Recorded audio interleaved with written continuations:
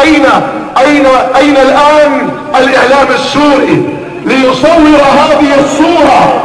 أين الإعلام السوري ليصور هذه الصورة؟ لذلك الإعلام السوري كاذب، الإعلام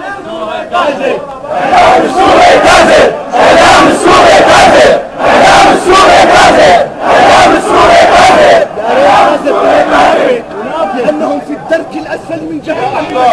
لا نرضى على قطرة دم أسيلت من سواء كانت من الجهات الأمنية أو العصابات التي يزعمونها. لا نحن شعبا لا يرضى، ليس بيننا مدسوسين، وليس بيننا مهربين، وليس بيننا إلا مواطنين.